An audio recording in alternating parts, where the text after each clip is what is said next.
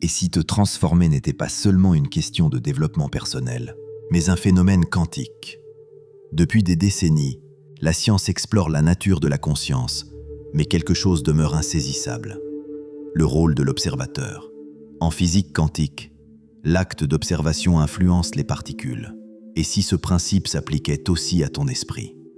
Si ton regard intérieur façonnait ton expérience du monde aussi concrètement qu'un photon répond à la mesure d'un physicien? Ce voyage commence au cœur même de ton système nerveux, dans la manière dont ton corps réagit, dans la manière dont il se tend ou dont il s'ouvre face à la vie. Ce que tu appelles ta personnalité, ton identité, n'est pas une entité fixe. C'est la lentille à travers laquelle tu appréhendes le monde. Lorsque tu modifies cette lentille, tout ton univers intérieur comme extérieur commence à se réorganiser.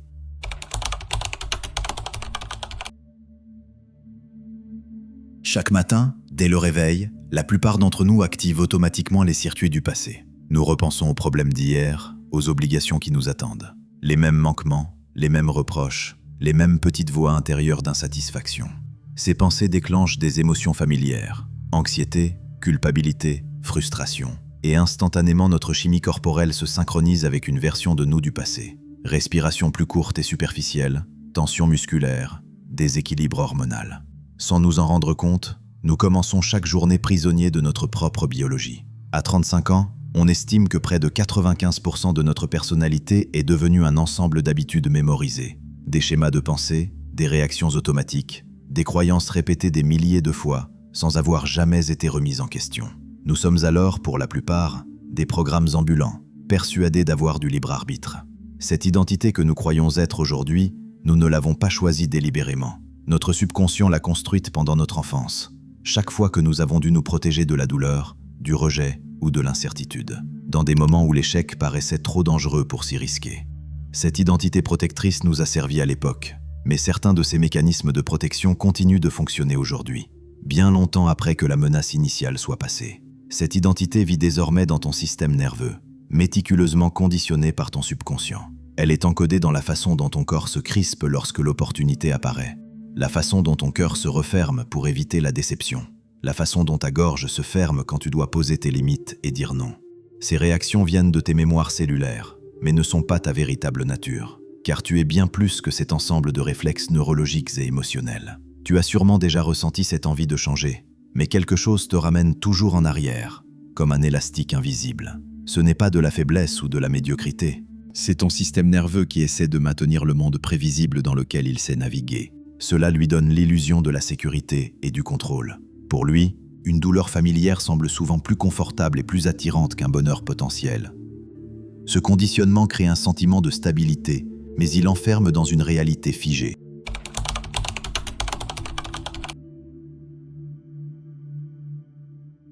Comprendre ce mécanisme est la première étape du changement. Au lieu de t'identifier à l'émotion qui te traverse, tu peux apprendre à l'observer. Dès l'instant où tu entres dans le rôle de témoin de tes propres schémas, tu modifies fondamentalement ta relation à la réalité. Ce n'est pas une métaphore. Les neurosciences montrent que la conscience d'observateur active le cortex préfrontal tout en calmant simultanément les réponses de peur de l'amygdale. Tu restructures littéralement l'architecture de ton cerveau simplement en observant tes pensées et tes émotions sans être consommé par elles. Mais l'effet de l'observateur va plus loin que la neurologie. En mécanique quantique, c'est l'acte d'observation qui permet aux ondes particules de passer de possibilités infinies à réalité matérielle. Dans les deux cas, l'observateur modifie le phénomène observé. Lorsque tu deviens témoin de tes schémas sans t'identifier à eux, sans les juger ni les subir, tu interromps le cycle automatique de la réaction. La conscience témoin ne cherche pas à contrôler, elle voit, et cette vision libère. Tu n'es plus enfermé dans le rôle de la victime des circonstances. Tu redeviens la conscience qui choisit quelle possibilité se matérialisera. C'est ici que la biologie du changement commence, au moment où tu refuses de céder à cette mémoire cellulaire. Quand tu t'arrêtes au milieu d'une réaction automatique et que tu respires au lieu de répondre, tu interromps le programme. Tu offres à ton corps une nouvelle information. Ce geste, aussi simple qu'il paraisse, te positionne en éducateur conscient de ton système nerveux. À cet instant, tu redeviens responsable de ton propre équilibre intérieur. Lorsque tu choisis une réponse différente face à une émotion répétée, ton cerveau crée de nouveaux circuits. Petit à petit, Les anciennes connexions qui alimentaient ta peur ou ta colère commencent à s'affaiblir. C'est ce qu'on appelle l'élagage synaptique.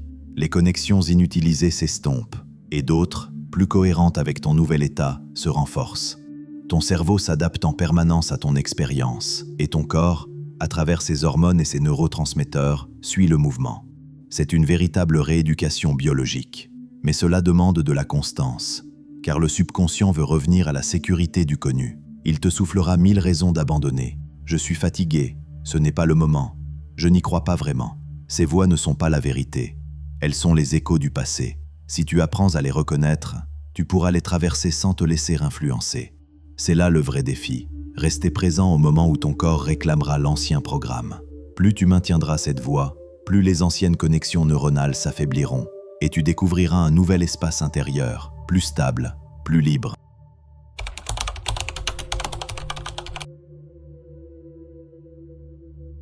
Tout changement profond commence par une conversation radicalement honnête avec soi-même.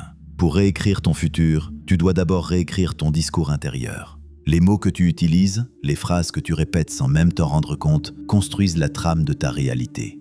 Dire « je n'y arriverai jamais »,« ce n'est pas pour moi »,« je n'ai pas le temps » ou « je ne mérite pas » n'est pas anodin. Ce sont des programmes du subconscient que ton système nerveux traduit en émotions et sensations, et que ton esprit finit par traduire en mots. Alors commence par observer sans te juger. Note ces phrases qui surgissent spontanément quand tu doutes ou que tu as peur. Écris-les. Le simple fait de les écrire te place dans la position de l'observateur. Tu n'es plus complètement pris dans la pensée, tu la regardes. En neurosciences, on appelle cela la métacognition, la capacité de décrire ses processus mentaux et de penser à sa propre pensée.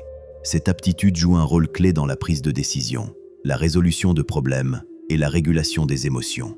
Puis sur cette même page, écris les pensées que tu veux désormais cultiver, non pas comme des affirmations forcées, mais comme la nouvelle direction consciente que tu veux prendre désormais. Très vite, la vie te donnera l'occasion de réaffirmer cet engagement avec toi-même dans la matière, soit sous forme de défi, soit sous forme d'opportunité selon la limite que tu auras à dépasser. Par exemple, si tu écris « Je prends soin de moi », tu verras peut-être tes journées se remplir plus vite que prévu, te poussant à te prioriser. Ou bien quelqu'un t'offrira un séjour dans un spa pour t'inciter à recevoir sans culpabiliser. Et plus tu réaffirmeras ta nouvelle direction dans la matière, plus elle deviendra ta nouvelle identité. Tu peux faire le même exercice avec les émotions. Certaines appartiennent au passé et te maintiennent dans un état de survie. Remercie-les pour t'avoir protégé un temps, puis laisse-les partir. Choisis consciemment les émotions que tu veux inviter dans ton avenir. La gratitude, la sérénité, la curiosité, la compassion. Chaque fois que tu ressens l'une d'elles, ton corps s'accorde un peu plus à la fréquence du futur que tu appelles. Ce processus s'accélère lorsqu'il est effectué depuis des états d'ondes cérébrales spécifiques, pouvant être cultivés par diverses pratiques. Le travail des états d'ondes cérébrales comble le fossé entre la sagesse ancienne et la science moderne. Les maîtres de la méditation ont toujours su que la conscience fonctionne à différentes fréquences et que changer ces fréquences transforme l'expérience. Les ondes θ entre 4 à 8 Hz, qui se produisent naturellement pendant la méditation profonde et le sommeil, sont particulièrement efficaces pour réorganiser les schémas inconscients. Dans les états θ, la frontière entre l'esprit conscient et inconscient s'affine, permettant une intégration rapide de nouvelles programmations et la libération des émotions cristallisées. Les ondes alpha entre 8 à 12 Hz soutiennent l'état de flow où la créativité et la manifestation se produisent le plus sans effort. Dans les états alpha, ton esprit analytique relâche son emprise sur la réalité, permettant une perception plus intuitive et holistique. Tu commenceras à sentir les courants énergétiques subtils qui indiquent quels choix mèneront à l'expansion et lesquels mèneront à la contraction. Les très hautes ondes gamma entre 30 à 100 Hz, relativement moins accessibles à volonté au quotidien, accompagnent souvent des expériences de réalisation profonde. Des moments d'épiphanie où des morceaux d'informations apparemment sans rapport s'organisent soudainement en une compréhension claire. Nous avons aujourd'hui la technologie pour mesurer ces changements de fréquence et les comprendre. Mais la mesure n'est pas nécessaire pour l'application. Ton corps sait naturellement comment accéder à ces états bénéfiques. N'hésite pas à visionner ma vidéo sur la loi du mentalisme, où tu trouveras plusieurs méthodes pour faciliter ces états. Mais sache qu'il en existe plein d'autres, et que la meilleure méthode sera celle qui fonctionne pour toi. Merci de m'avoir écouté.